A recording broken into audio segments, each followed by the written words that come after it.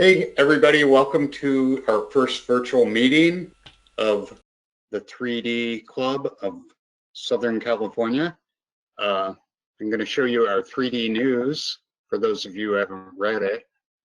I think we can unmute now as long as people know just to kind of chat.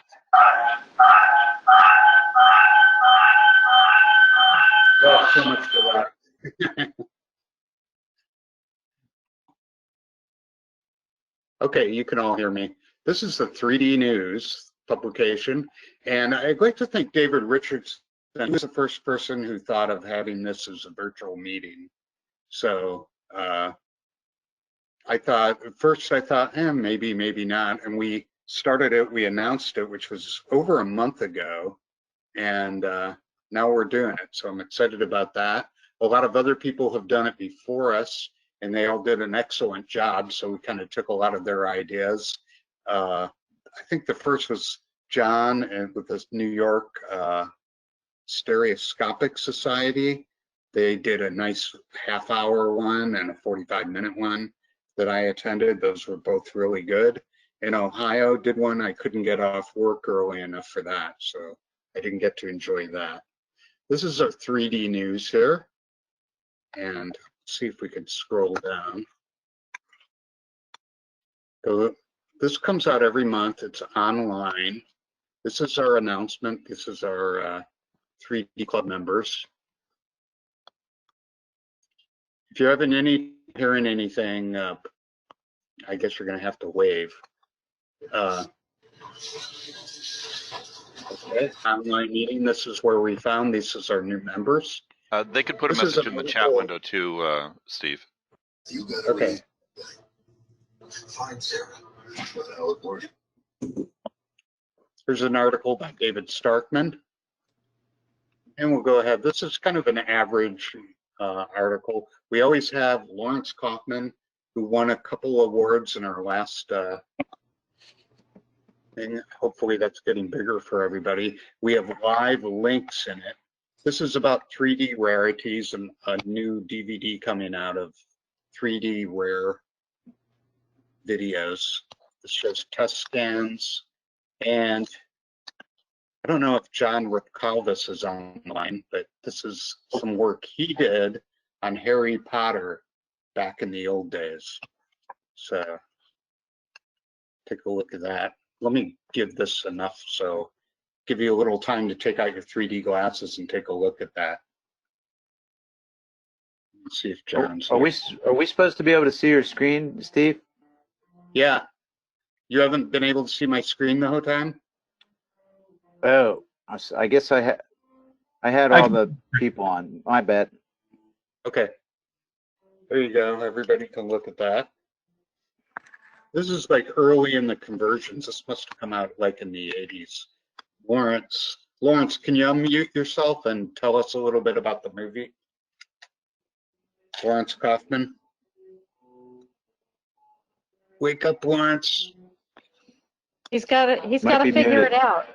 You got to find that unclick mute thing.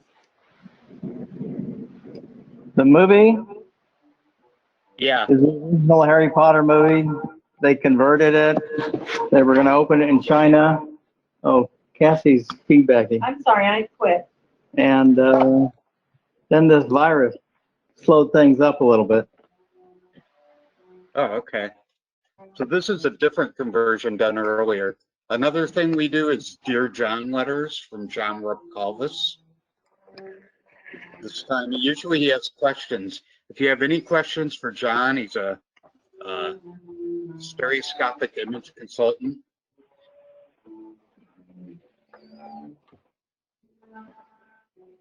Okay, I'm going to mute. I think that's.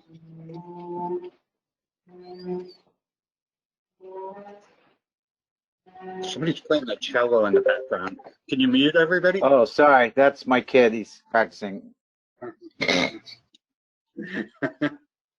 We also have 3D TVs available for everybody. In the club, our competition information. And there's some side-by-sides if anybody brought a side-by-side viewer. Oh, This nice. is international competitions. Second on each. So it's a pretty lengthy publication. This comes out every month.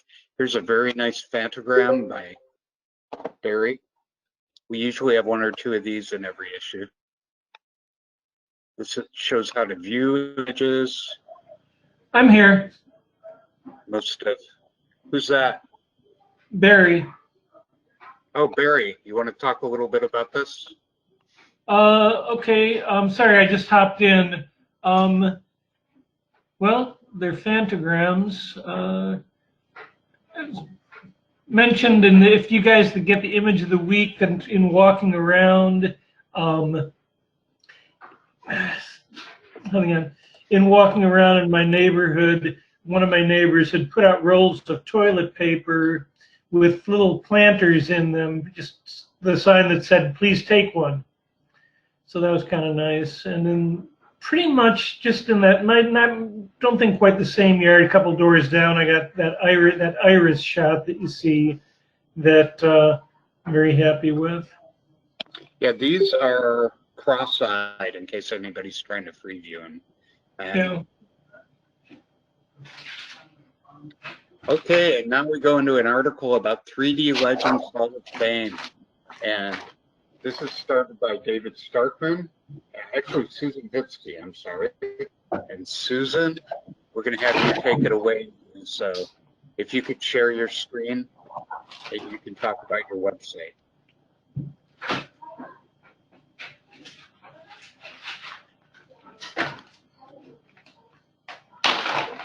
All right, just got the mic on. And let me see about sharing the screen here. And Excuse me, Steve, could you mute everybody other than who's speaking? Thank you. let me close that. Actually, David, can you do that? David Richardson? Thank you. Yes, if I do that, then David Starkman needs to unmute himself, but I'll go ahead and mute everybody.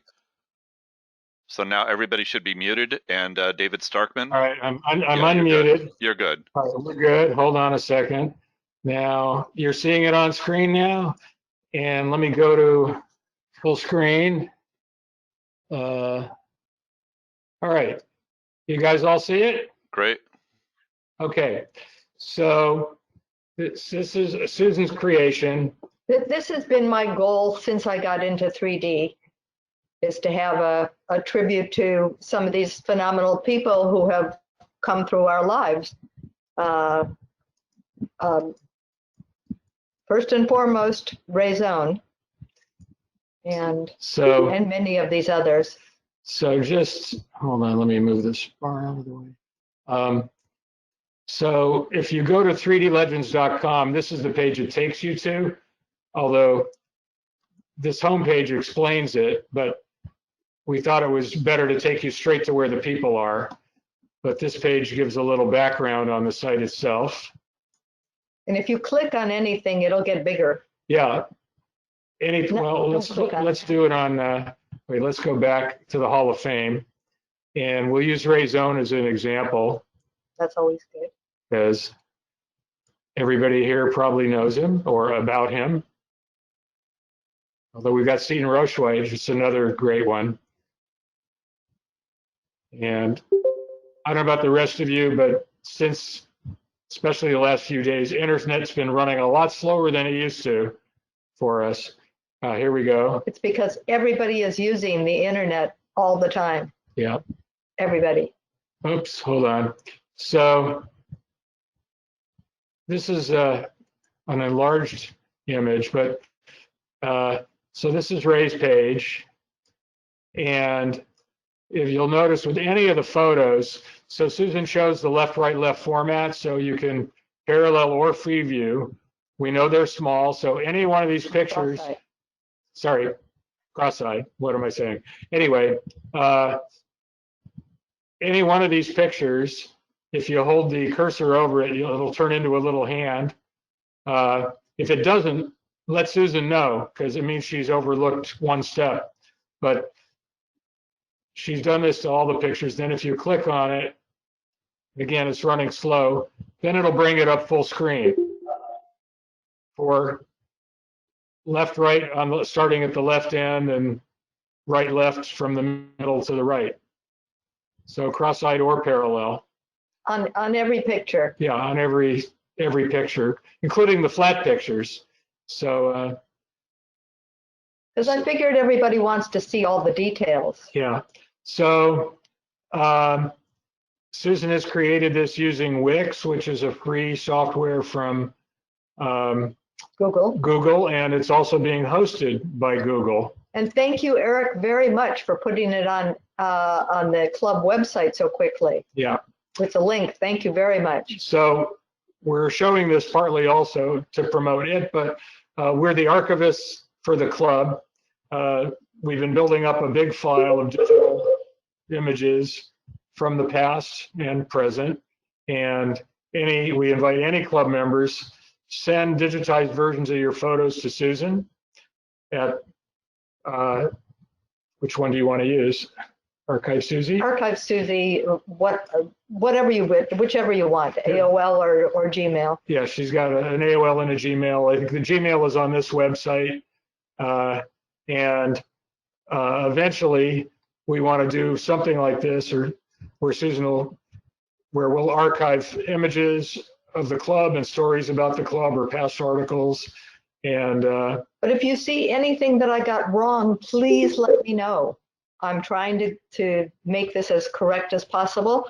I'm open to ideas, suggestions, corrections, as long as I know what you're talking about. I'll be happy to try. Hey, Susie, can I make a suggestion? Yes, please. At the top of the page, if you go to Yes. the very top there. Yeah. oh, wait a minute. I just want to enlarge one of the pages, the first page of Battle for a Three-Dimensional World, which Ray Zone wrote. Let him. All right, finish well, what he let me said. go back to the top of the page. It'll take a second. Yes. Hold on.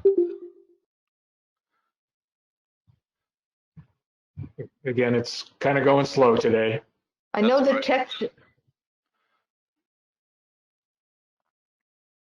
Yes.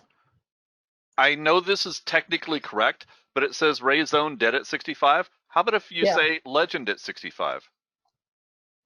That sounds good. I'll change that. That's a great suggestion. Thank you.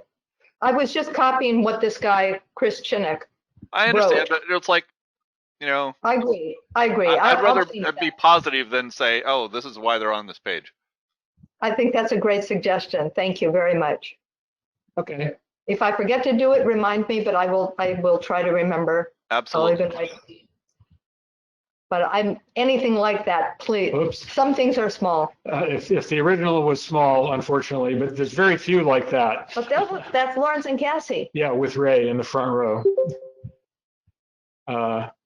Anyhow, so that's it. I don't know if you want to turn the mics back on for any questions. Yeah, I'll open up the mics.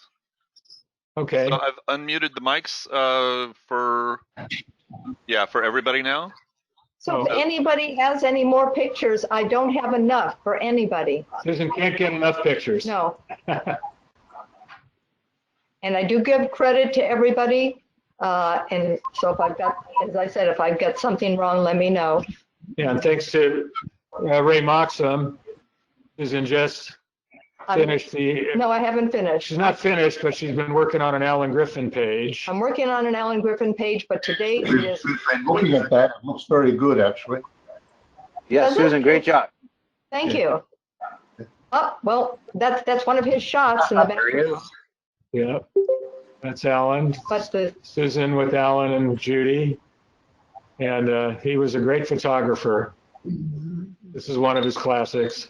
that is. You guys want to take a minute to look at it in 3D? Oh, that's nice. I will. Isn't that gorgeous?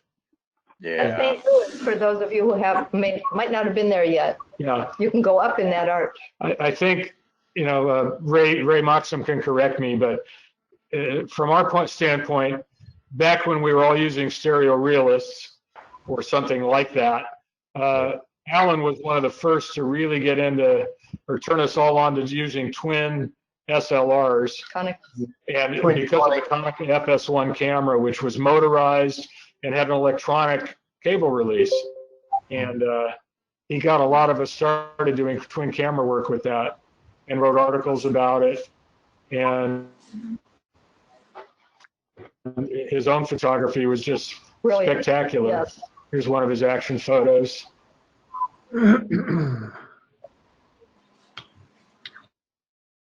Anyway, so there's a ton of stuff on this site, and she's still got lots more that she's been adding. But I guess we're all sheltering at home. This is what she's doing all day. Every day, all day long, Yeah. middle of the night. If you like vintage Nice work. photography, look at the George Mann page. He took lots of stuff in the 1950s, mostly Southern California stuff. But if you like old coffee shops and Anyway, Just- they'll, anyway, you you'll know see. it's there. Yeah. Okay, I think Eric put the link up in the chat. Okay. Right, Eric? Yeah, I put the link in the chat. You can go into the chat and click the link there, or you can go to the club website, and it's also on the main page there. Thank you very much, Eric. I appreciate it. Oh, you're welcome. All right. So So happy to share it. Eric, speaking about that website, do you mind taking a little time now to show us the club website? Sure, I should can bring that up. should I log off here? Screen sharing? No, Eric can just take it when he's ready. Yeah, Okay. Oh, let me okay. know when you're ready, Eric. All We right, can well- switch over. This slide means a lot to me. David. Well, are you ready, Eric? Yeah, I'm ready whenever you are. All right. I Well, don't see the slide. We've got David Starkman sharing right now.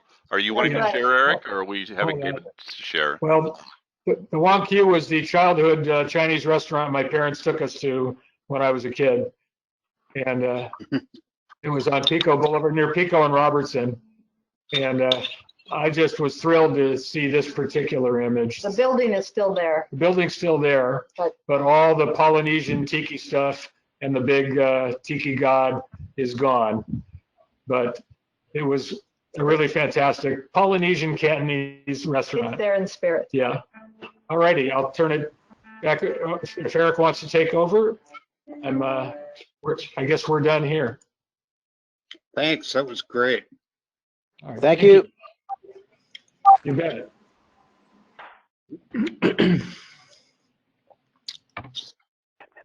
Okay, Eric, I'll all set?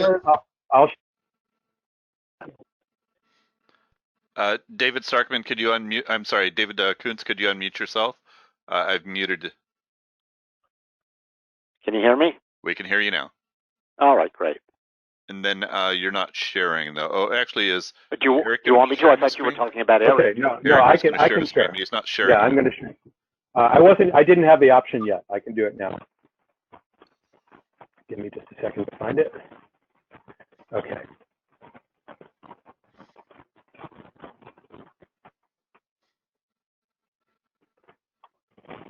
So the LA3D Club website is at la3dclub.com, and the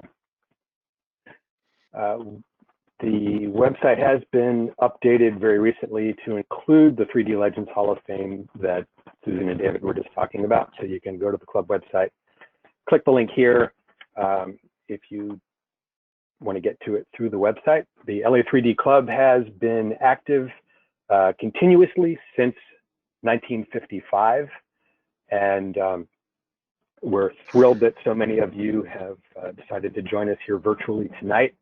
If you'd like to support us and keep the club going, there's a couple ways to do it. You can become a club member. You can go to the club website, click on the membership, join the LA3D Club link. We have several options. Single membership is $30 annually. And a dual membership for everyone in the family, $40. If you just want to get the 3D news emailed to you every month, you can get that for a $20 subscription. The advantage of being a member is you also get to join in the club photo competitions. And this happens to be March was the photo competition month. We didn't have a meeting, but we decided to hold a competition anyway online, and we'll be taking a look at that in just a second here. I've actually set up a link on the club website for people who are interested in following along.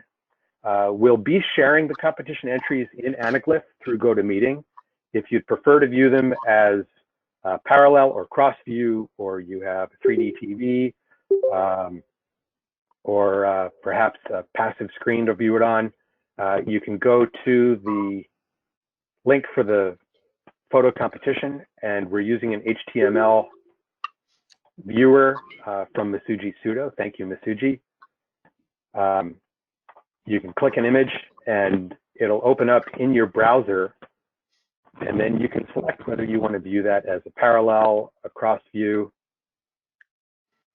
several different kinds of Anaglyph. If you have a 3D TV that you're streaming to right now, you can choose a side-by-side squeeze format. I'm actually watching on a passive laptop. I can choose interlaced. So as we go through the competition entries, if you'd like to open up a browser window and follow along with David Koontz in whatever format you prefer, you're welcome to do that as well.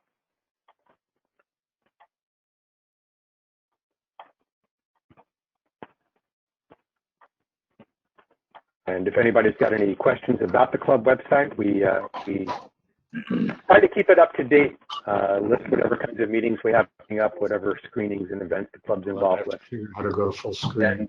It is. I'm not ready yet. Oh, and I should also point out, if you're watching the competition and you decide that you'd like to watch it full screen, say you're on a 3D TV, you can come down and then click on the full button, and it'll actually remove the rest of the browser and show it to you in full screen mode. Ah, that's what we needed. Control. You'll see. So if you wanted to, you could, if you wanted to just cross view on your laptop, you could select cross view, click full, and then use these previous and next buttons to move through as David introduces the pictures as well. And as I said, you can join the club right through the website.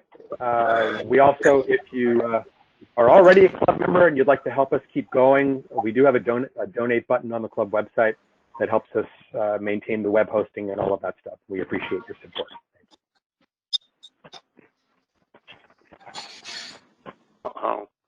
Thank you, Eric. Very good. Koontz, David Koontz, Hold on. time for you to take over.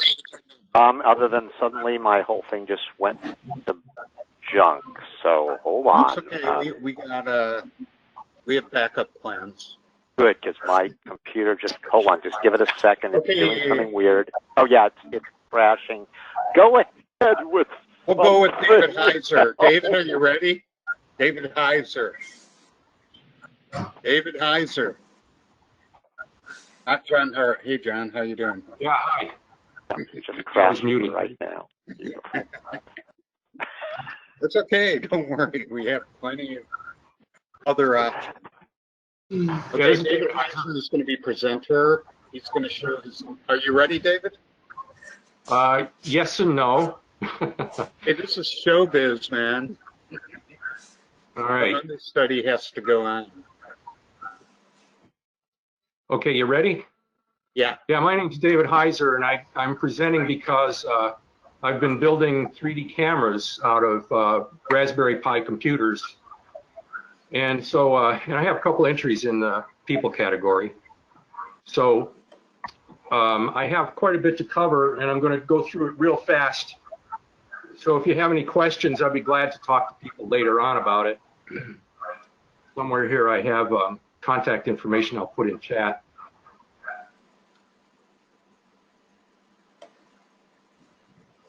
Good.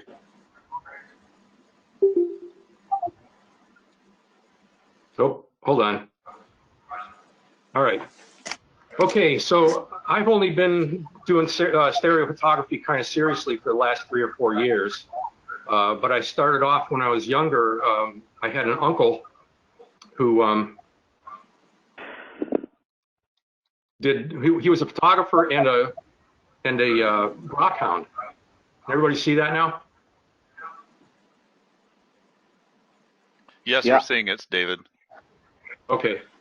All right. He was a photographer and a rock hound, and all right. He took pictures of tiny little crystals mounted on pinheads. And I thought that was fascinating, and I've been wanting to do something like that ever since. So the thing that made a big difference for me was when digital photography came out.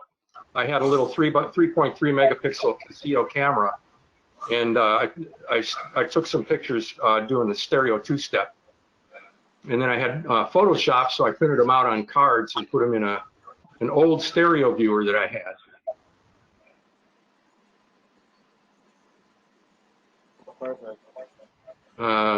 That's from an antique store. And I went to a lot of hot rod shows, a lot of car shows. Oh, that car is pink. Yeah, it's a very, very pink car. And so this is the viewer that I had. I had it for a long time, and I'd make these cards and put them in there. But then when the smartphones came out, I started putting them in digital format, and I made a little mount for the smartphone, and that was a lot easier. And then I could page through and show people this, all my pictures real easily, very easily. And I had a controller, and through Bluetooth, I could just flip this little controller to page through. Here's my cameras that I've made, and one that I haven't made yet. And I'll go through them really quickly. It sort of shows the evolution. But they're based on this Python, or on the Raspberry Pi computer. Now, this is a full-blown computer that runs with Linux operating system, and it programs in Python, or you can program in Python on this thing. It's really phenomenal. It was developed by a woman in England for mostly educational purposes, for people to learn about what they can do with computers. So it's got these input-output pins in the back that you can connect to just about anything and use it for robotics and all kinds of stuff.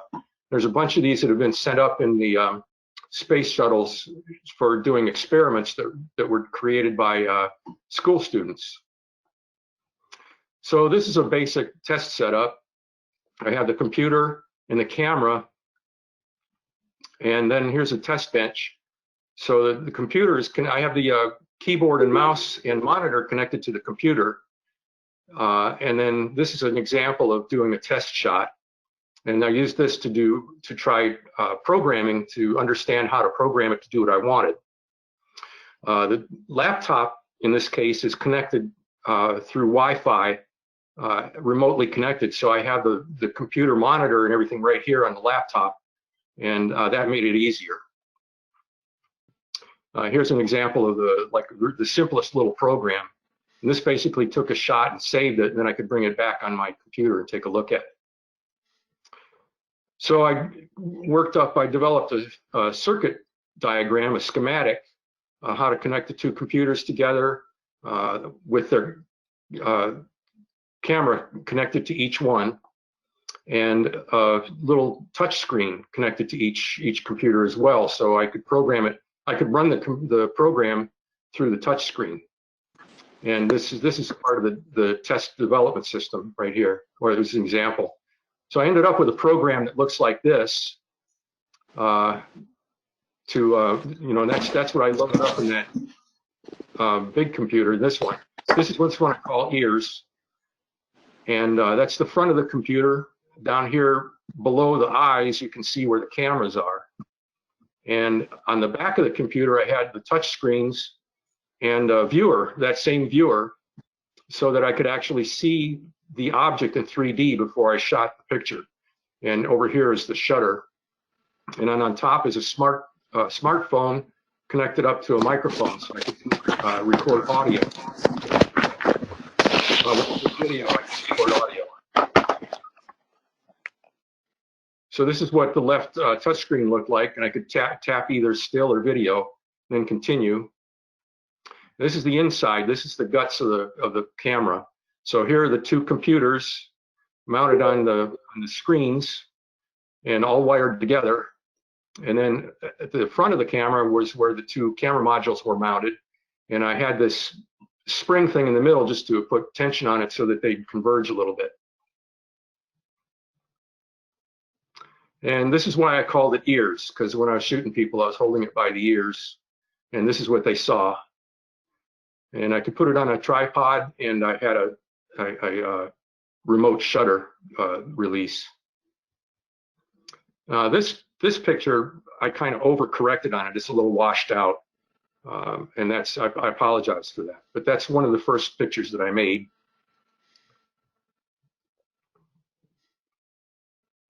This is all in Balboa Park in San Diego. That's the koi pond in the Japanese gardens.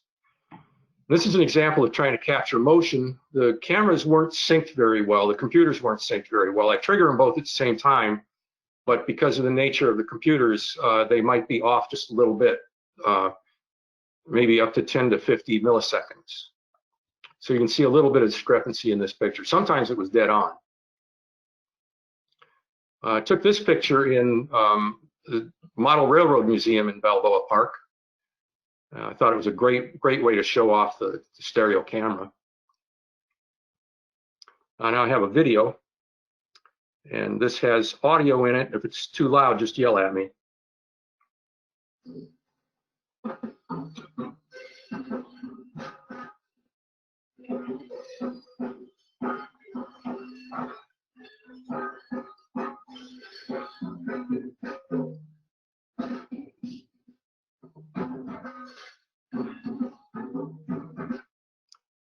Could you hear that?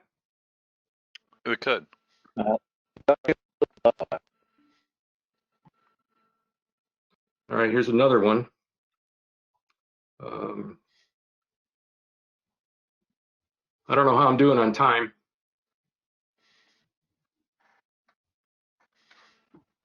I'll cut these kind of short.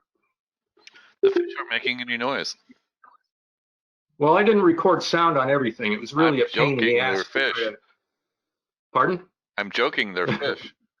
Yeah, well, I didn't record sound on everything anyway, but I could have added bubbles. Let's see. So then I decided I wanted to make it more compact because I didn't want to carry that big thing around all the time. And Raspberry Pi also made a small version called the Raspberry Pi Zero. And it was basically the same thing, but it didn't have a lot of the peripherals on it, like Ethernet connections and all that. And it was a smaller or a lower powered processor. And they sold that for $5. As a matter of fact, they even gave away some of them free on their magazine. But you could go to Micro Center in LA and get one for $5. So I basically put together a circuit diagram. It was pretty much the same as the other one. All the connections are the same. And then put it together where I took the camera, or the computers, and sandwiched them back to back on a piece of plastic. And then mounted the camera modules on a piece of wood. Now these aren't the original camera modules. I usually used to have just regular ones on the front so that they focused on infinity, and they were about 2.5 inches apart. And later on, I replaced them with these macro cameras. And then I had to attach Wi-Fi to it as well. And here's a battery pack. And here's a different view. And then I had an attachment to tell me where to put the subject, so it was about 6 to 7 inches apart and in focus. Here's one of the pictures that I took with it. I took a whole bunch of pictures with it, but I'm not going to show a bunch of them. I have another video that I took with that one. Here we go. Now I started this one off. You can actually see in the rear view mirror, side view mirror, this is that camera with the original modules on it. So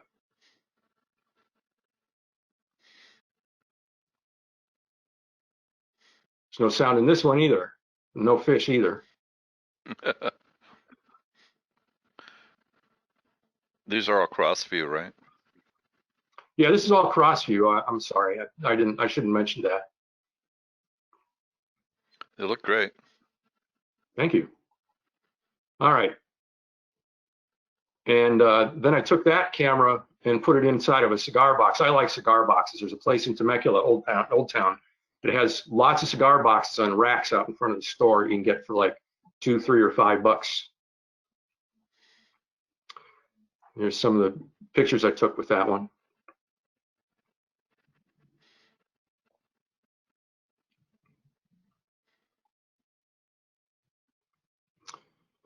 And here's same stuff added or put into a project box. So this is basically the same camera, but now it's all put into a nice compact and easy to handle camera box. So you can see here's the 2 computers and the camera modules in the front. There's all the same wiring. There's my shutter button. And I call that one Smiley. These are lens filters that I mounted on the front just to protect the cameras. And one day I found some makeup stuff in my wife's cabinet, and I don't know what it was all about, and I didn't ask questions, but I thought it'd make a great face on the thing, so I called it Smiley. And here's the backside where I can choose photo or movie. Here's some of the pictures I took with that one. I probably took maybe 1,000 pictures with this camera. The hardest thing about putting this presentation together was deciding what pictures to include.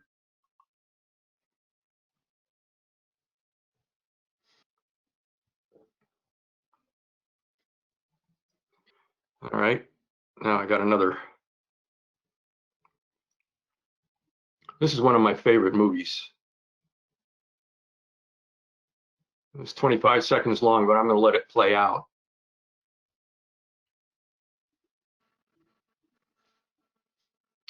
I want to repeat, I'm real happy to talk with people later on about this and set up a Zoom meeting if you want to and go into things more in depth. I'd be glad to help somebody if they want to try to do this themselves. Later on in the presentation, I'll show you that there's actually improvements in the technology that make it easier. Okay, David, yeah, I just got note the competition's about ready to go. Do you want to maybe finish this towards the end of the meeting? Sure. Yep.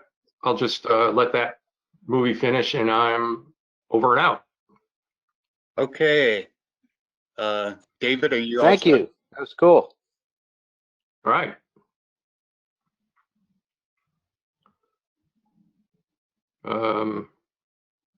David Koontz, you should be able to just click on screen share, and then you should be able to take over.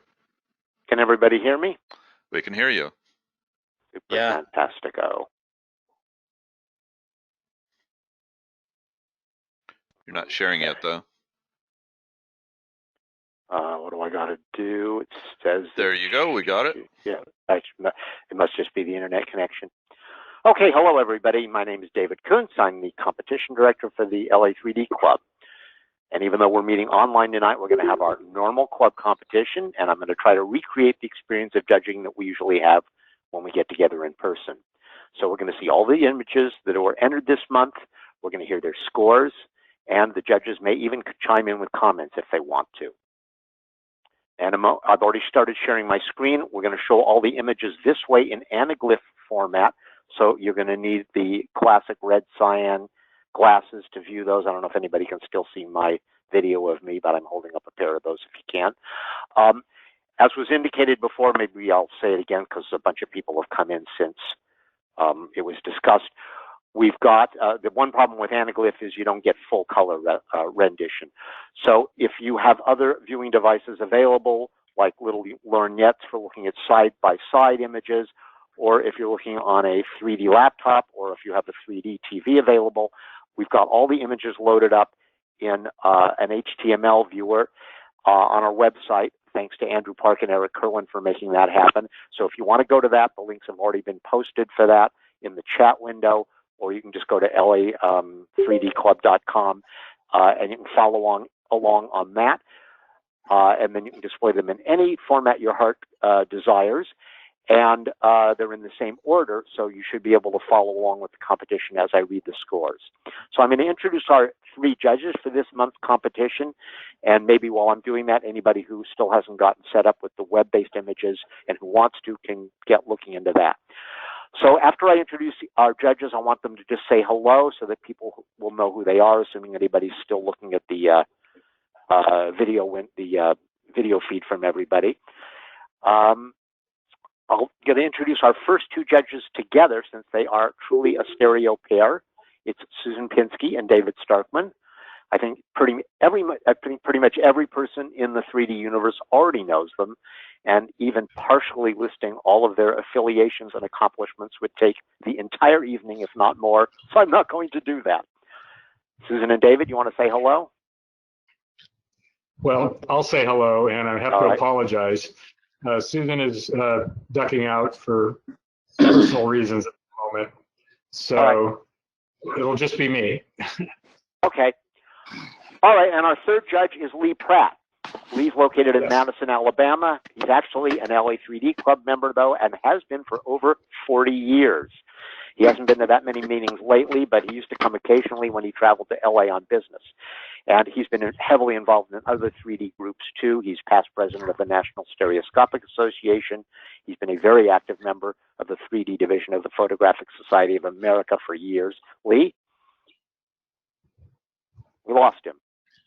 You might have to turn on his microphone. Hello, everyone. It's on. The images are coming in very slow to me, so I really may see the images later than you are seeing them. Well, They'll be on probably for 10 or 15 seconds, so I think you'll have hopefully you'll have ample time. So that's exactly what I'm going to do. I'm going to show the images. I'm going to read the scores, and then if the judges want to comment, please wait until after I've read the score to do that. And then I won't advance, though, until after you've read the score. So do I need to give people maybe another 30 seconds or so before we start rolling to get everything set up, or shall I go right into it? The first things are the explanations about how the competition works anyway, so maybe I'll just launch right into that. Yeah. All right. We have 3 possible categories of images entered in one of our competitions. What we call standard is images that were photographed with a regular camera, either a 3D camera or cha-chas or whatever. We have CGI, which are computer-generated 3D images. We have nothing in that category tonight.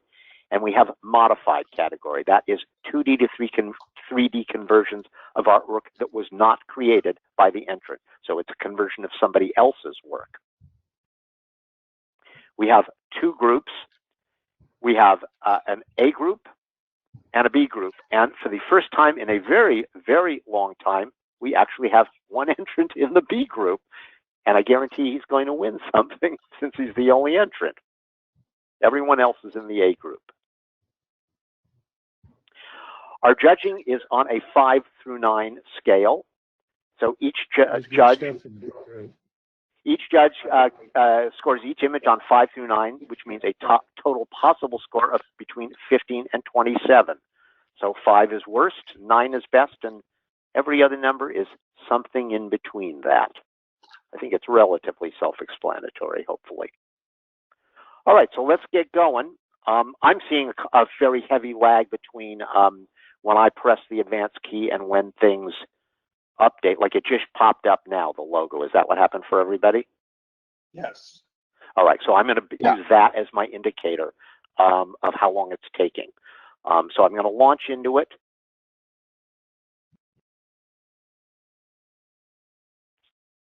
We're going to be here for a while. Hang on. Has the first image shown up for everybody yet or not?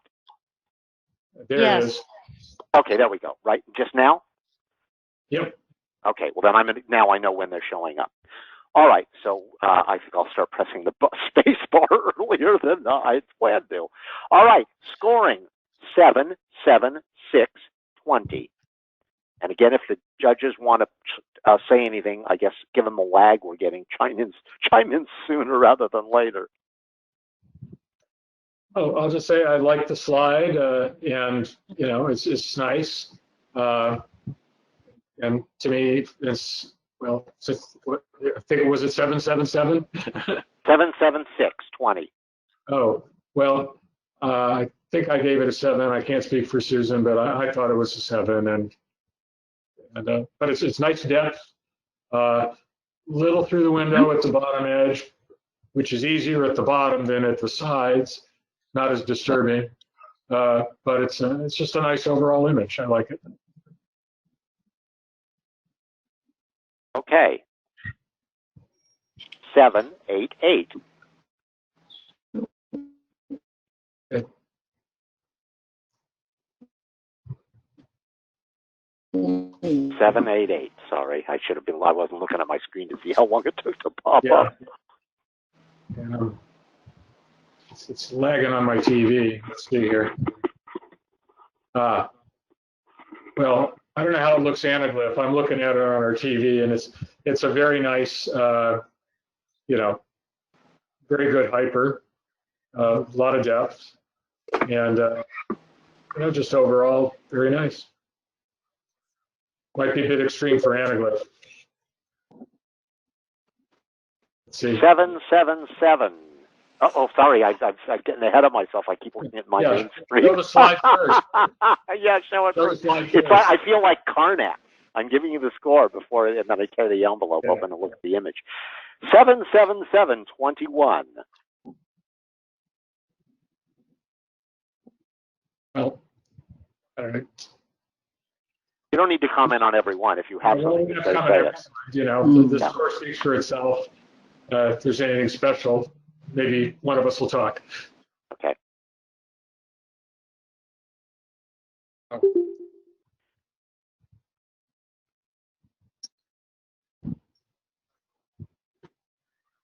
Six, 7, 6, 19. Yeah, well, I'll say probably the 6s are basically because the 3D is very nice, the exposure is good, but the center of interest, I don't know, you're seeing the back of everything, which isn't bad, but I don't know, it's just sort of, it's just more of a record shot.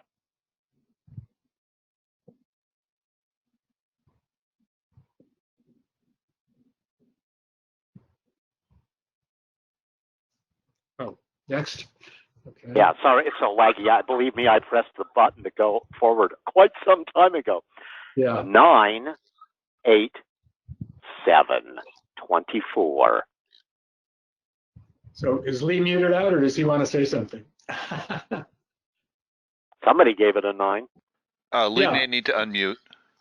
Yeah, you got it, Lee. Something in a minute. The images are coming in so slow that I'm going to have to look at them on a cell phone. Okay. Okay.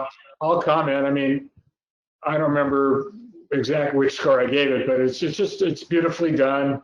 Again, I can't speak for the anaglyph. We've judged these, looking at them for me and Susan, it was on a 65-inch 4K 3D TV, and that's what I'm looking at it right now on. And yes, it's a nice macro, or just a perfect amount of depth. The window around it gives it that extra little, oomph 3D wise. So it just was very, very nice. You jumped ahead. Yeah, because now I'm pressing it about a minute before I think you're going to stop talking, so it shows up when you actually do stop talking. Well, then I'll move to the next slide. Yeah. 788, 23. Well, it's a nice close-up, nicely exposed, makes us all ready for dessert. You forgot to say it was delicious, right? It was a delicious slide. 777, 21.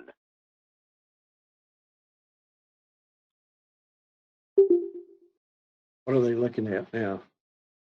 You should see the dummy in the box, and then in a minute, I've already advanced it on my end in another few hours. Yes, there we go. We see it.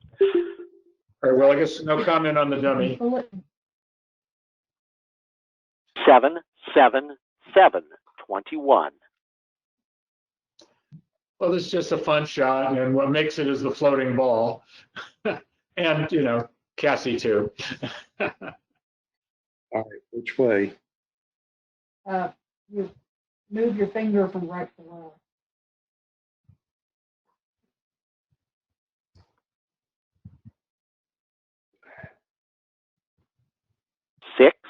Six, 7, 19.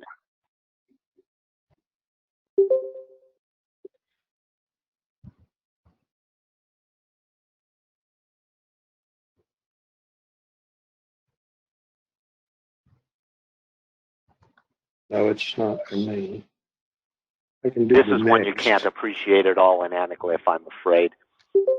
Well, 8. again, looking at this on the 3D TV, Yeah. this is just a really, really nice, lots of depth, beautiful color, perfect exposure.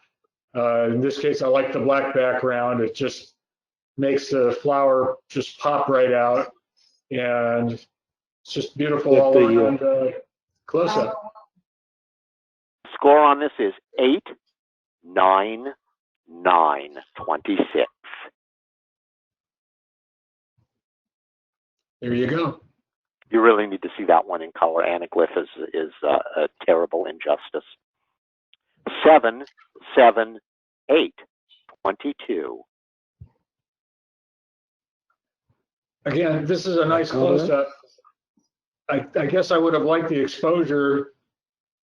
I don't know how it looks in the anaglyph, but the white, because the subject is white, I would have liked a little more darkness and contrast to see the detail of it better.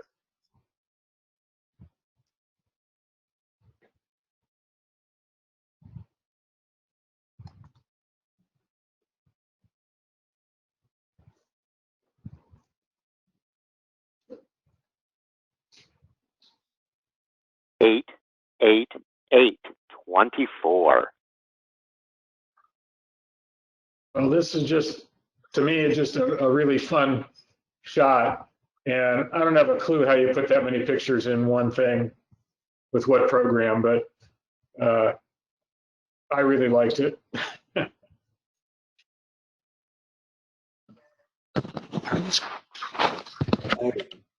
Where I'm at. I think that's what they're looking at. It is, but I don't know what my phone is on. Me neither.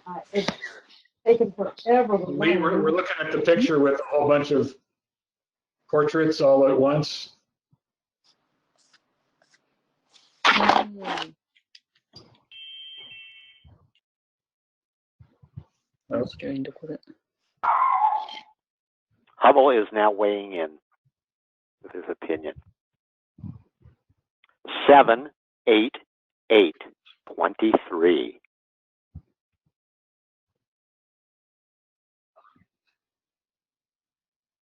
I'm going to keep these moving Go ahead. because it takes so long for each one to come up. There's literally about a 20-second lag. 7, 7, 8, 22.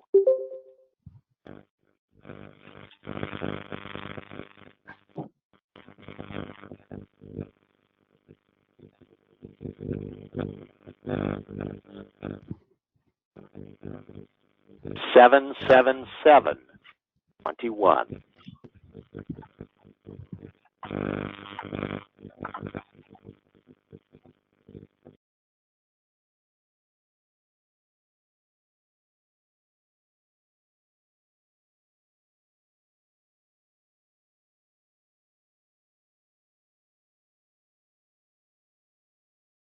Hurry up, Lawrence.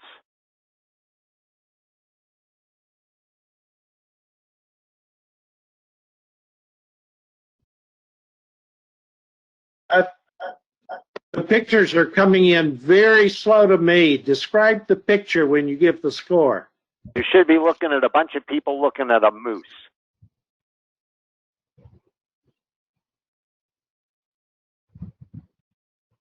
Yep, I see it. It's a fun shot. That's an elk. An elk, whatever. An elk. 7, 7, 8, 22.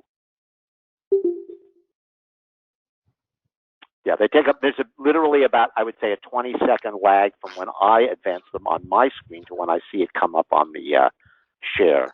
And maybe it takes even longer to paint on your guys' side. I'll just say on my, Unmuted. it's literally like 2 seconds. Interesting. Well, yeah, but you don't know when I pressed the space bar. I just pressed it now, so you can see how long it'll take to hit the next thing. I'm already looking at the next picture. There we are. You can probably also call out the slide number, like the clock is 18:45, for instance. Right. 76619. Hi, Momo. Are you there? Oh, did Momo join us? She's been in and out a dozen times. Momoko? Yeah. Great. We're up to 62 people. Yeah.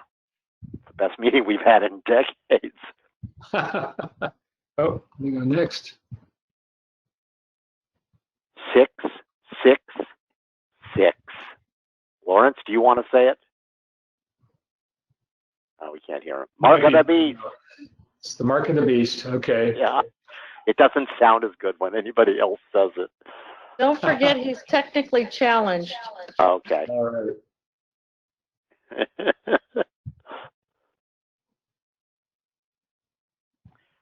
66517.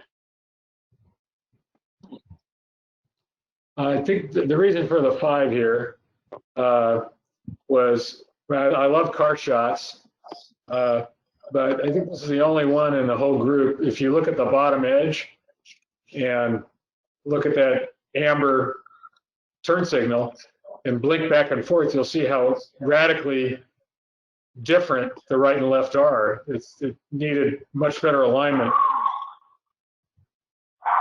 The top edges are not square. Yeah, well, yeah, it's definitely got some technical issues that could probably be corrected.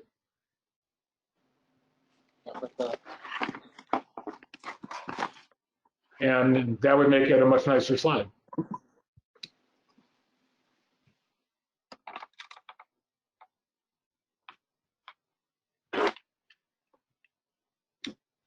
Hmm. 66618. Mark of the Beast.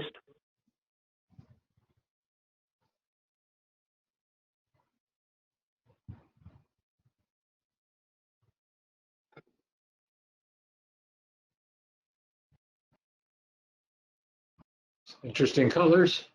It's a nice picture.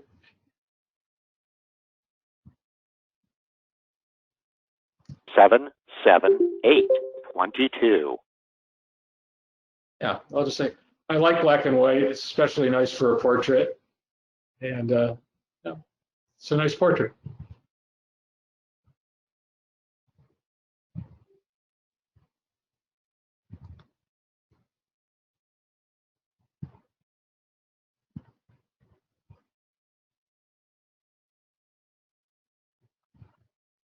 Six, 19.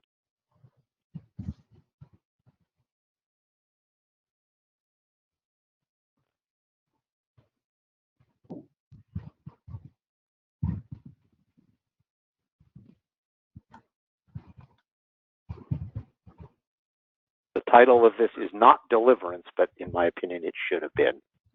Or Squeal Like a Pig. 66719. I'll refrain from a comment. It looks like you were having a good time. Yeah, right. I was. I'm not sure about the pig. Yeah. New pig.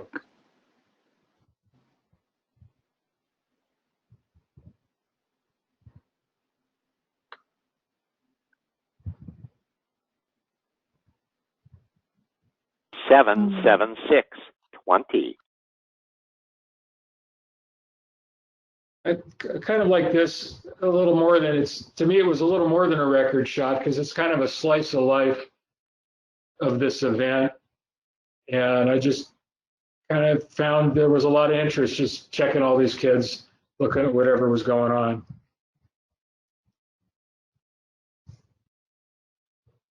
This one you can't appreciate the color of an anaglyph, I'm afraid. Yeah, I Seven. mean, 78621. yeah, well, in full color, it is beautiful. The lighting is just, it's a high dynamic range type of photo, and the lighting and everything is just beautiful. And then there's this amazing sky in it. So it's just a very nice picture. To me, the thing that I didn't like as much was the center of interest is just kind of a weird center of interest.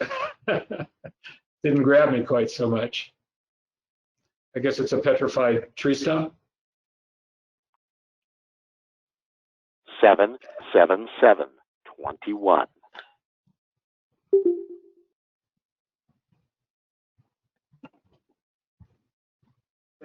Can you move the cursor?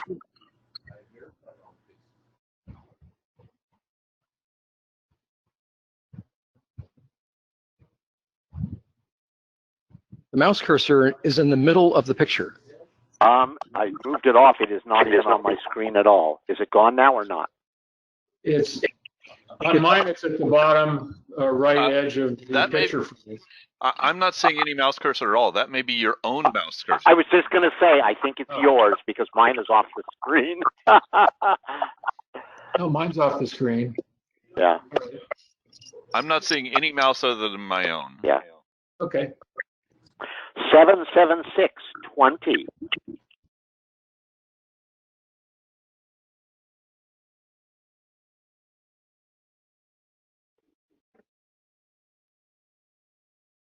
Way behind. Describe the image. It was a mountain trail, but I've already switched to the next one, and eventually you may even see it. Oh. Yeah, now we're on that. It's called spiked cucumbers. It should be fairly self-explanatory. And the score for it is 77721.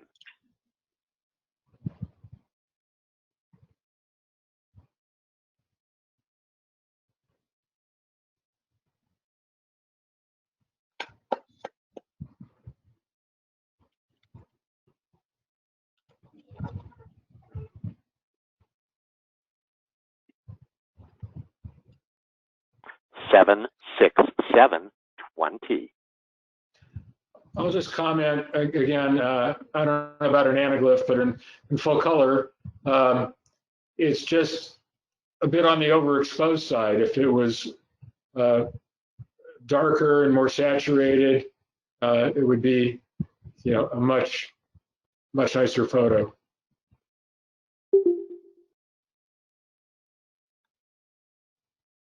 77620.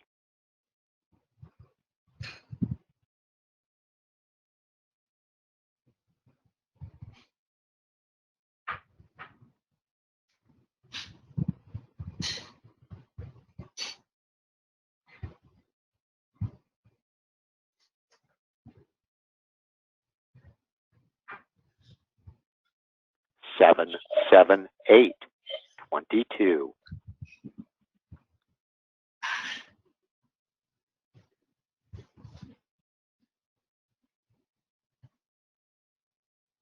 Where is this?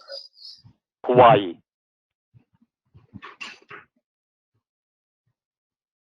The Kona?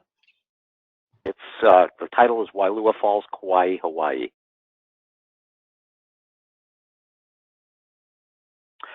66719. I think that may have been more a judgment on the people than the photograph itself. Not really. I think it's a fun shot, and the only problem, I don't know what it was shot with, but if you look at the guy in the little booth in the background, it's just a bit out of sync, and there's some slight anomalies in other people that are have moved just a little tiny bit, so the sync was a little bit off. It was a cha-cha. Is it a cha-cha? Yeah. Well, when you're trying to get I a group thought of a cha-cha. people at once, that's People tough. moved. Yeah. Well, I commend you for trying a group shot, cha-cha, and getting everybody to stay still. It's not bad. No, Nobody stayed still. Everybody moved. The camera stayed still. Very Frank good. still. Frank stayed still. I didn't know I was supposed to stay still. All right. Scoring 5, 6, 5, 16.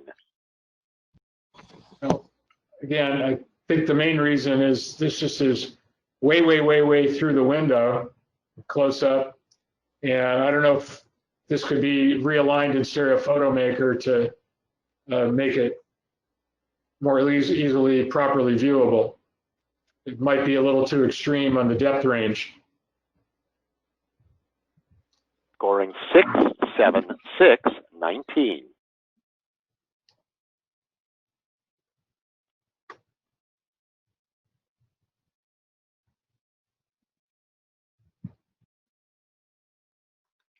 Top left bothers us.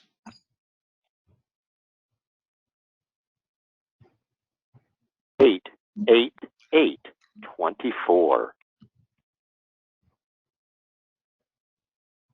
Well, it's just another beautiful flower close up. You know, I like the lighting and the black background. The previous one, which maybe was by the same maker, was had a little more drama to it. But this is a beautiful slide. 7, 7, 7. The problem 21. here is the black dot right at the center is not the same in left and right. You're talking about the flower. Yes. Okay. Sorry, we have this lag in the viewing. Yeah.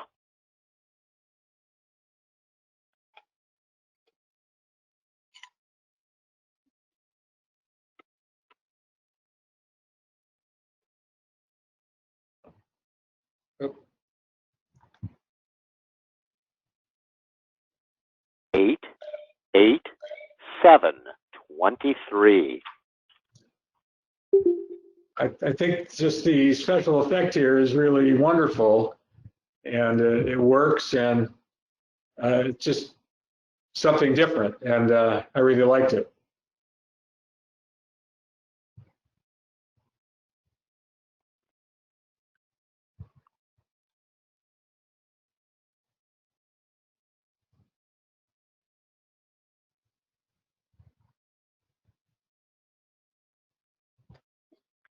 Six, 7, 8, 21.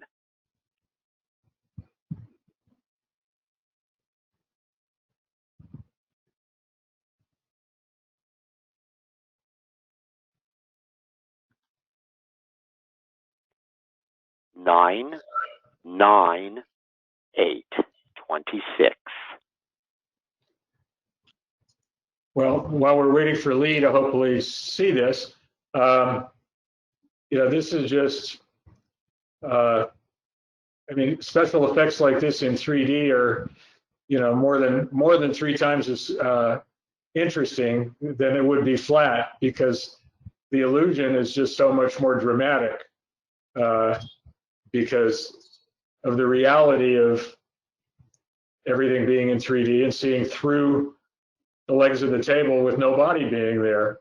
So that's a lot of fun. And then the enlargement looking through the window in the background adds even more drama to an interesting photo. 7, 8, 8, 23. Sorry? Oh. Whoops, what was that?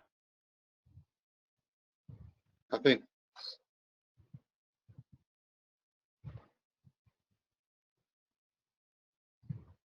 It's very pretty. Nice shot. Yep.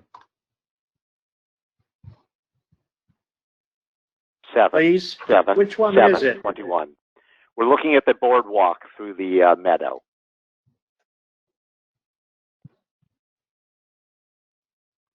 Are you seeing that now, Lee?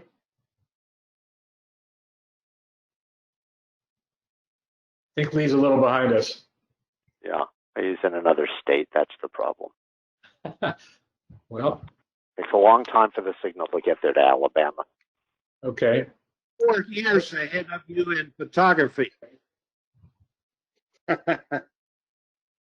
All right. 77721. It certainly got depth.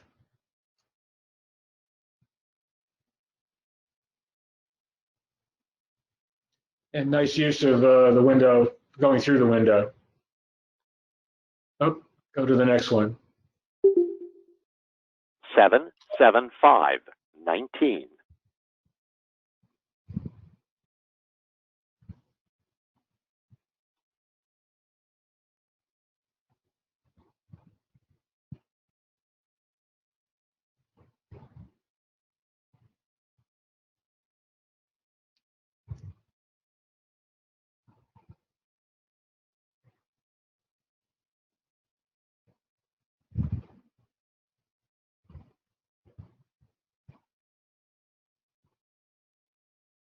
Eight, 5, 21.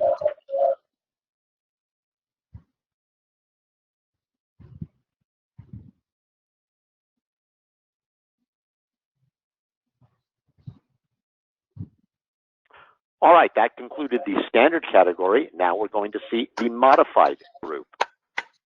Wait a minute. If they have an 885, doesn't somebody have to comment when it's that far different? It's just an example of, you know, judges can have widely different opinions.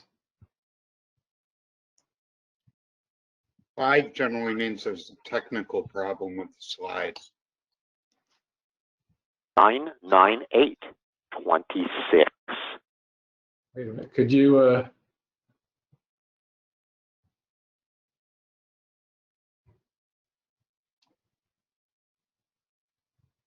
Oh well. Next. 8, 9, 7, 24. Well, these are all just, you know, it's just this. I love seeing these old images converted. 9, 9, 8, 26. Where are these on the website? What's the question? Where are these on the website? They're in a separate folder called Modified. You have to switch to another folder. Which, could you give us a minute to do that? The link is on the page that you've gotten to it from. So if you back out of the viewer, you'll see the page with all the thumbnails, and on that it says Modified category. If you click in the menu at the top of the viewer where it says Return, you'll go back out to the screen that shows all of the images, and then you can select Modified. Got it. Got it. 788, 23.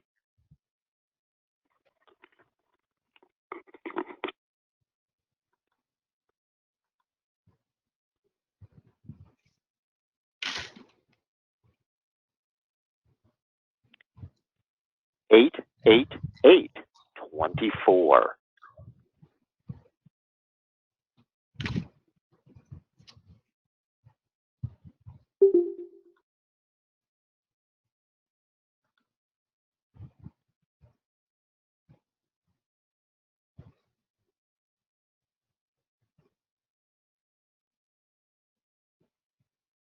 Eight, 9, 25. What's modified? These are modified. And now we're going to see all of the images that were entered for the theme award, which was people. Because of the incredible lag on presentation, I think I'm just going to try to run through them all pretty much at top speed, which will probably still take a few minutes.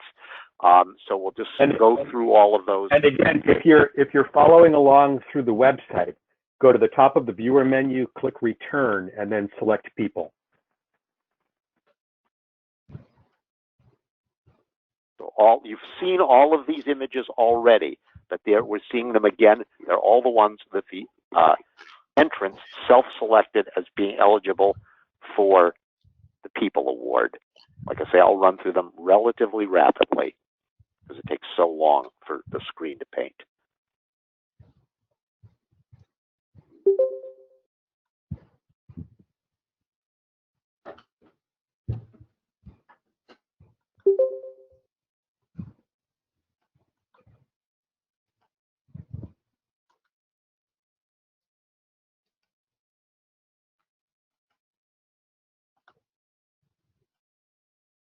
are we supposed to comment?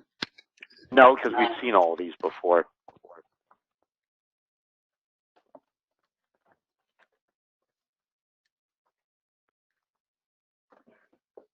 This was a very popular theme award for some reason. Some of them seem to get more love than others, and this theme, people, got a lot of love. Well, I think because everybody takes people pictures. Yeah.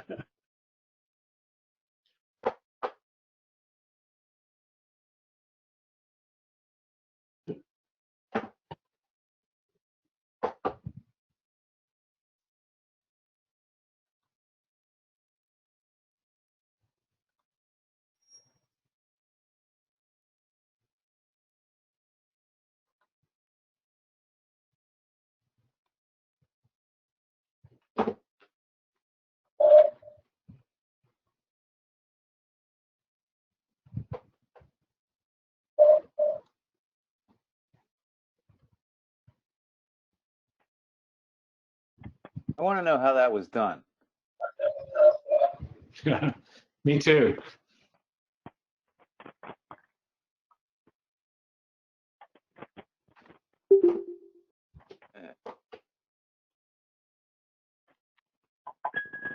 Was that Yellowstone?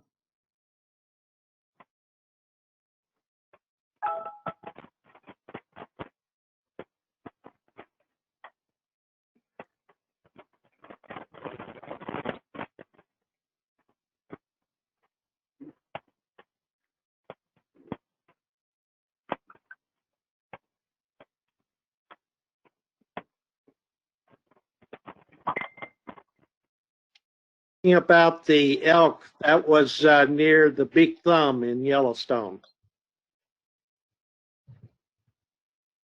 Cool.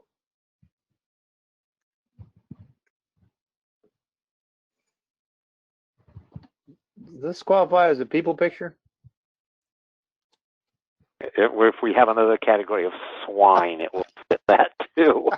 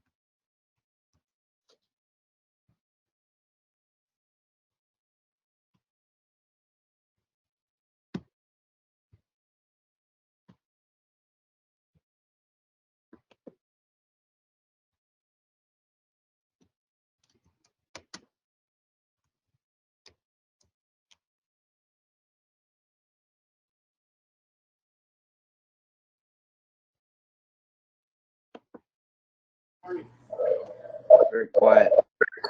And if anybody is interested in participating in the final competition of the club year, that will be next month. And the theme for next month's competition is cold.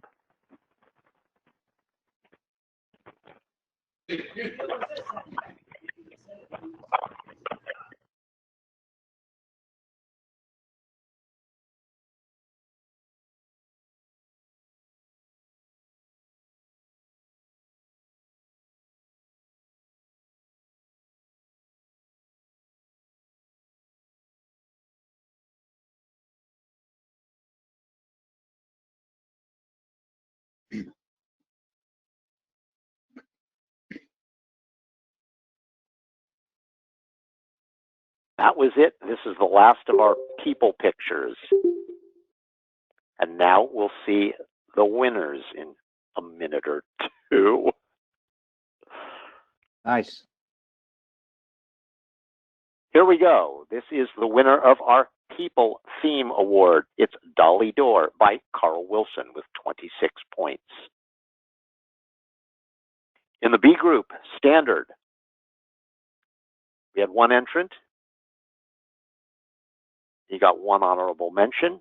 It's new member David Heiser, Dreamers, a Roadster Man with 17 points. Is that with the Raspberry Pi? And we probably don't have his audio on. Yeah, it is. All of those Okay. work. All right. And he also took the award with 19 points, Dreamers, Fire Wagon Girl. Or, yeah, right. Now moving up to the A group, we have two HMs. Each of them got 24 points.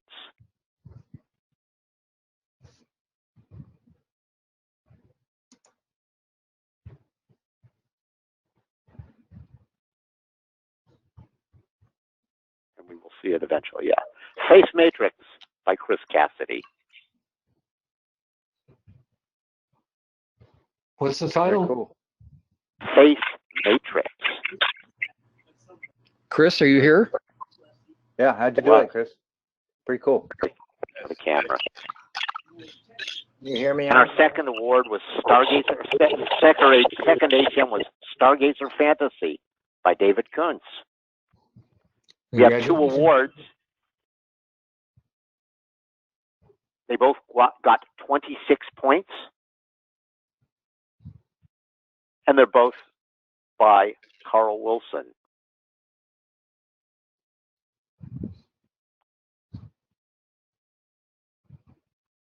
The iris flower that I'm looking at is by.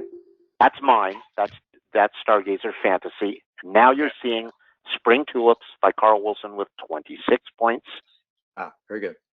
And finally, it probably takes about 20 seconds to come up, based on what I'm seeing here, will be our second award winner, also by Carl Wilson, also getting 26 points. You've seen it before. It's Dolly Door. And that concludes the recorded section of our broadcast. That was the competition. Thank you to our judges, David Starkman, Susan Pinsky, Lee Pratt. Thank you to Andrew Park and to Eric Kurland for putting together the web-based viewing platform. And thanks to David Richardson for putting together the whole darn GoToMeeting. Steve, back over to you. Okay. Hi, everybody. Can you see me? No. You, who's talking? Well, I don't have my lights on because I wanted to get a nice look at the David, you're still presenting. Actually, well, who's up next? It's David. How do I unshare? I thought somebody takes it over and then they just kick it off. David, I'll bring mine in. Yeah, David, were you going to talk about your camera? Yeah. And I don't think the only other thing would be we'll do that, and then we'll have. Is there anything else we had scheduled? I think we talked a little bit about your camera. We'll have 3D announcements, and then if David Heiser has anything left, we can have him finish his presentation. Muted. Sorry, I muted everybody because of that weird sound. Well, it's back. I wanted to hear Unmuted. Chris and how he did the People Matrix.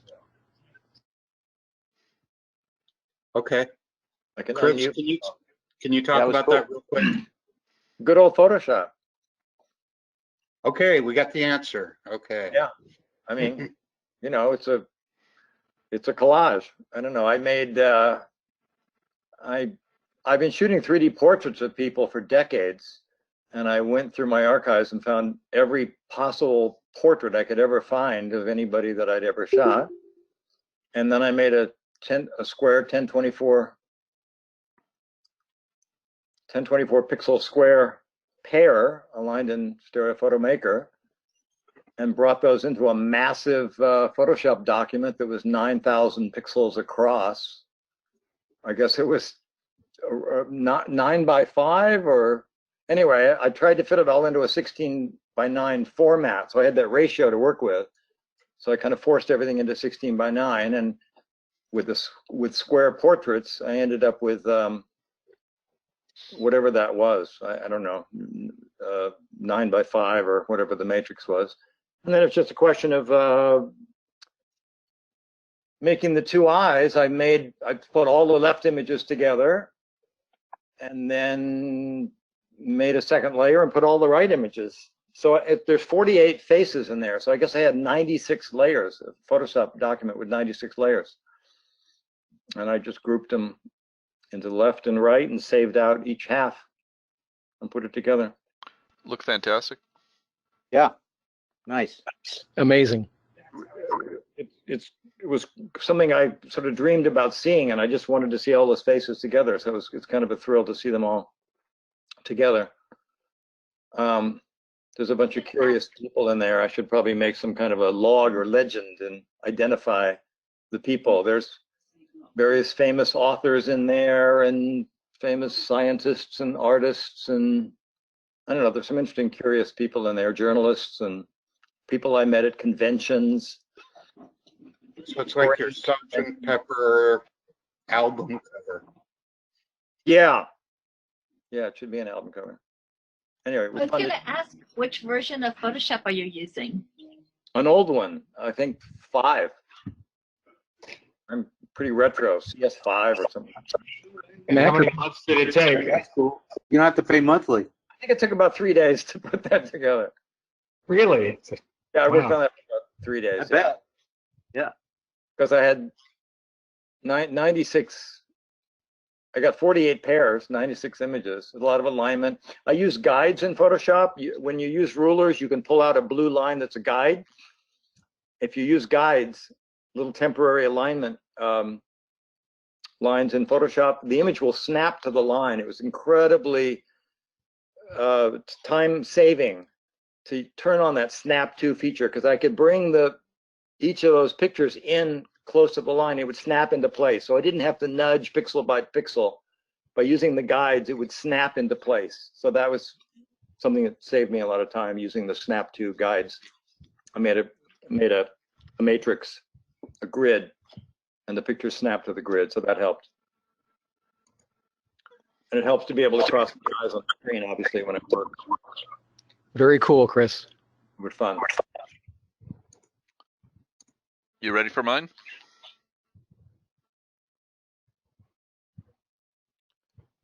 Steve, are we ready to move on? Yeah. All right. So Yeah, we're ready to move on. great. So are you seeing my camera? I'm not seeing if our.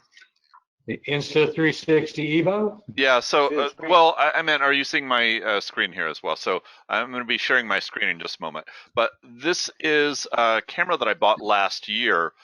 It is actually one of those ones that does a 360 where you can actually turn it around. I'll show it in a minute physically in here, but I wanted to be able to just talk about a few things on the screen.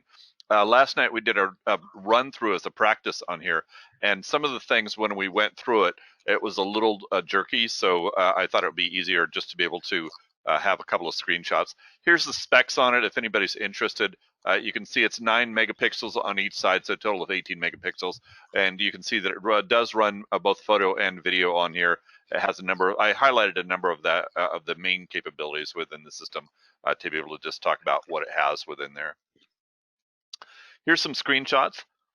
So the entire thing is actually done straight off of your phone. There is actually no screen or anything on the camera itself. I'll show that in a moment. But you actually can control it straight from your phone. So these are some of the controls for still shots and some of the ones for video shots in there.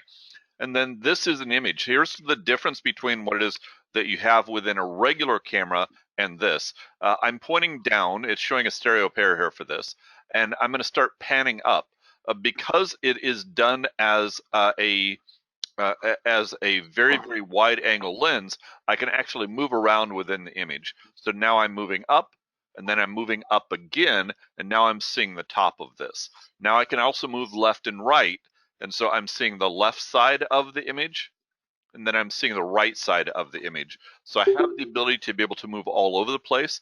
So let me take it out of stereo for just a moment, and we'll see the entire image. This is just one side of it, and this is the entire image. And there's one for the left and the right, obviously, for that. But that's the full size of the image. But when you're viewing it through a headset, which I'll show in a moment in here, that you're able to go in there and you're able to see it in a more realistic 3D than what you would be expecting. It's much different to be able to shoot something from this.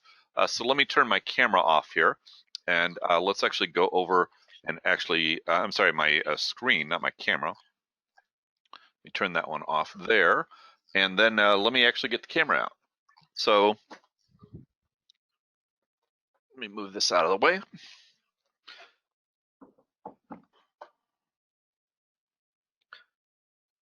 So this is the camera here. To give you a comparison on how it looks compared to a W3, give you an idea of size. So here is my W3, and you can see the lens is in here, and the comparison between those two, I'm going to get in the right area there. So you can see them. They're about in the same area for that, so it's very close to that. Now, as I'm looking at that in here, where I'm looking at the camera, this one actually has the ability for you to be able to change it, and now it can change into a 3D camera, I'm sorry, a 360 camera, where it would view in every direction. So I can change it to be able to view so that it would operate as a stereo camera, and it will do a 180 stereo, so it will do everything in front of you, or that I can flip that around and then have it so that it views it. You notice as I look at this here, here's the back of it. Let me bring it up to the camera there. You notice that it has nothing on the back. Really, the only thing there is just two buttons on the top to be able to control it. So very, very simple to be able to do it. When you get it, it does come with a little tiny tripod. It's a little, if I can get it in the right area there, a little monopod thing that opens up, and then you can attach this to the camera so that you can hold it, because otherwise it's a little difficult to be able to hold just by itself. And trying to shoot alone, it'd be a little difficult. So in here, if I look at that, now I can hold it there. I also have some taller ones that I actually purchased with it as well to be able to do that. But now then, if I go ahead and turn this on, it will make a Wi-Fi connection from there straight into the into my phone, and then I can actually view it on the phone and set it up from there to be able to run it. So it makes it very easy for me to be able to control it and to be able to actually set up my shot in advance. But when you go to view it, what you want to do is you want to view it through a headset. I should have opened these up. I thought I had. So you want to view it through a VR type of headset is the best way to be able to do it. So you want to get one of the VR headsets that you put on.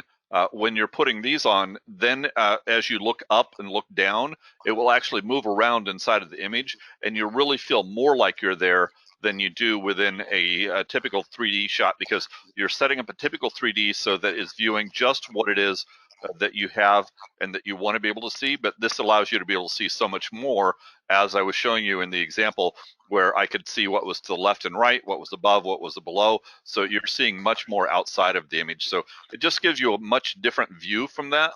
So that's actually what I wanted to be able to share, was a different type of stereo experience of being able to view a stereo that is a VR compatible one, so to be able to do it from there. So questions, anything that I can answer from here for you guys? Most people's microphones are turned off, so if your mic is off, turn it on if you want to ask a question. David, I bought one of those last year and eventually sold it because I got fed up with the fact that you had to view it through the headset all the time. Although now I bought a Quest, I probably should have kept it. Yeah, the Quest would make it a lot easier for that. And when that you're using it, you can take the image and you can crop it down, because it does make a regular stereo pair. You can crop it down and then view it normally for that. I wish you'd told me 8 months ago, or whenever it came out. But the image is actually terrific in how much it gets in there. What I like about it is that it's a different type of stereo experience. What I don't like about it is that I can't get something in a more traditional type of a layered structure, because it wants to be able to do, you know, everything in the image. So it does such a wide shot. It's very, very different to be able to do that on there. Still presenting the image, Jim but lost the Hartfield, visual. question. I'm curious if you could talk a bit more. I have one of these cameras, I absolutely love it. One thing that's frustrating is if you've taken a lot of images looking at them, for example, with an Oculus Go or Quest, there's a very limited amount of memory you can put them in. I've been having a hard time finding a good solution to be able to, if the Oculus Quest or Go would let you put a USB drive into it, it'd be perfect, but it can't. I'm just curious if you found a solution to that problem. So I'm viewing it through my Samsung S10, and it's actually using that. It uses the Gear VR headset for that, and so I have maybe 200 or 300 images loaded into my camera. I loaded a 250 gigabyte, you know, SD card into my phone, and then I'm just playing them through there. So I have almost unlimited space. Well, not unlimited, but you know, I have a lot of space available for that. Whoever was asking that question about the Quest, you could always use Pegasus or Skybox and a local network, and you can have unlimited storage. It works very well. It doesn't work. I've tried it. It's too high bandwidth. These are huge video files. They stutter. I mean, I believe you. I've tried it. I've tried a lot of things. What I'm currently using is an Oculus Rift S into a PC where I'm using Vive Video Player, and that works fine. It's just unfortunate, you know. I found it all right. That's not that much money. 5 gigahertz on Jim, the have 5. you tried using Quest through the Oculus Link to the PC? No, I just use it on Wi-Fi, the 5 gigahertz part of the Wi-Fi band, and it works quite well. Yeah, I tried it. I'm just working on it. You can watch 3D movies on it quite easily. Yeah, it's very these are interesting very to watch high 3D bandwidth, movies on there. Yeah.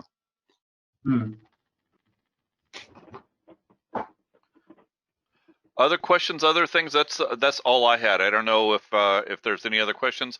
Otherwise, I'll just turn it back over to Steve and see where we go. I just wanted to mention the camera does amazing time lapse. Yeah, I haven't actually tried some of it, but I've played.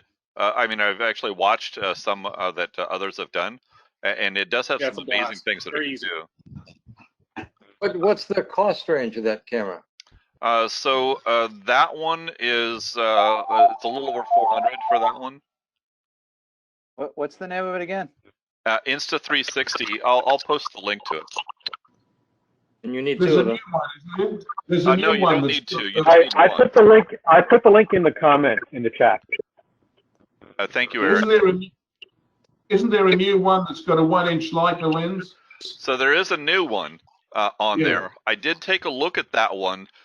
When you're looking at the 1-inch one in there, there is a 3D mod for that. Let me see if I can find it and bring up the page for that.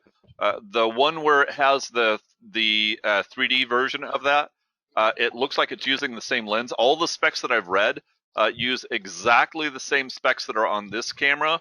I don't really see any advantages that if you're using it for 3D to be able to go to the 160R or the Insta360R, which is their latest one in there. I don't see any advantages to it from a 3D perspective. There are other advantages. It has some waterproof capability, it has some other things that it can do. I'm not saying that it's not a better camera, but from quality wise, that it's essentially the same in there for that. Did you mention something about it being 1 inch? Is that the sensor being 1 inch? I mentioned that's the new one. That's the new Leica. New Leica?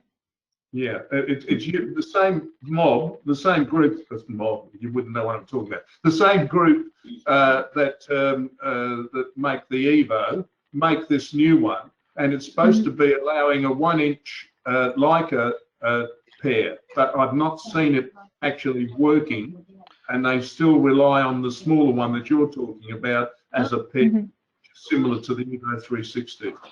Okay, I haven't, I mean, I've heard of Leica and I've only just done a tiny bit of reading about it, so I'm not too familiar, but would it maybe be better in low light?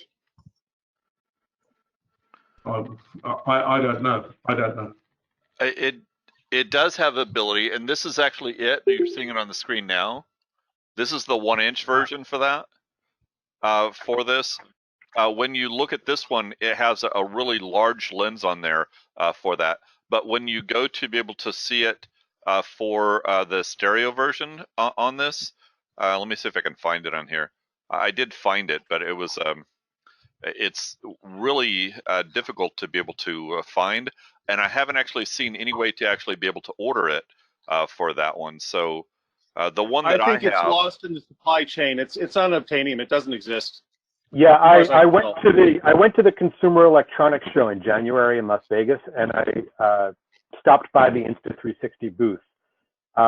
They were not announcing a release date for it yet, as they had one mock-up of the twin lenses together, but they had no literature on it there. yeah, it doesn't look like that it's come out yet. I mean, when you see it, let me see if I can find it on here real quick. They have one picture of it, and that it looks kind of, there it is right there. So this is the 3D mount here for this, and you're seeing it, that you actually have to build this thing. You actually have to put it together. It's more like a kit. So you put all the various features together to be able to see that. So I don't know what the cost is going to be, but you purchase each of these individually for that. So I'm assuming that it's going to be a little more expensive to be able to put that together than what it is that I have for the Evo, where it's already put together. You don't have to do anything and you just take it. Now, there may be some other advantages, but if you look on here, the one over here on the left, this is using the, actually, this is not the 1-inch lens, but the ones that are on here for the stereo, these are not 1-inch lenses for this. The 1-inch lenses are actually a larger lens, and these are the same quality lenses and everything that I've seen on there. These are the same quality and the same lenses that are actually on my Evo. So there'd be no difference in quality or performance in here. There may be some other advantages. You can have a longer battery life. It's waterproof. It has a number of other things on there. But from quality standpoint, it's going to be exactly the same as it is on the Evo. And this one technically is actually not even available yet. So there's some other advantages just being able to do it straight with the Insta360 Evo at the moment for that. Okay, hi everybody. This is Steve. Can you hear me? Yes, we can. Yeah, I think it's we're kind of running against that window. I think the church parking lot is going to be loud. Can you help us put the chairs away? Please put your chair away before you leave, though. So everybody, thank you for coming. David Heiser, if you want to set up, we can set up another Zoom chat or whatever. Let us know, and we'll kind of finish the thing. But we were only going to go an hour and a half, and I think we're over that. So, anybody else? Any comments? Anything before we start it off? Well, after the meeting, we're having our usual seminar in Pasadena. Yeah. Yeah. Go to Dupars. No, I think we're all ordering hamburgers to be delivered to our homes at the same time. Yeah. Wonderful. Okay, Thank you for so, setting this up. Thank you for setting this up. You're welcome. Can I Give me a lot say? of- Can I say it was really good to from a distance from Melbourne. I really enjoyed it, and watching the slideshow on my passive monitor was fantastic. One of those trick photography ones with the fellow in the front and the face at the back was just brilliant, I thought, on the passive monitor. So I really enjoyed it. If you do it again, I'll be coming along. Can I mention something about that? Steve, can we clarify, will that page be left there for a while so people can go back and look at the slides? Yeah, it'll be there. I don't know. We may add the winners. Sorry about that. We could add the winners to the who the winners are. That would be nice. That would be up to who put that together. I think it was Eric. Eric, can you do that? Eric Kerwin. Okay. Falling asleep. Eric? I'll check with Eric later. I think, he's right there. Eric. He's muted. How are you Muted. getting I got a your weird display to microphone. be Can anybody hear 3D? me? Busy guy. It's all I was gonna lean out ask- the window and scream. I think everybody's tired, so we'll. Muted.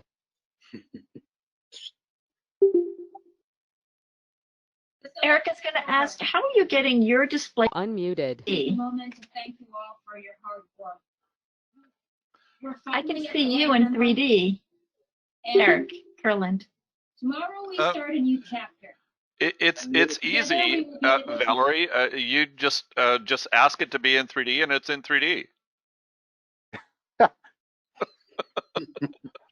That's very funny. It's really helpful. Awesome. I'll work on that for next week or next month. Here, they're asking me questions.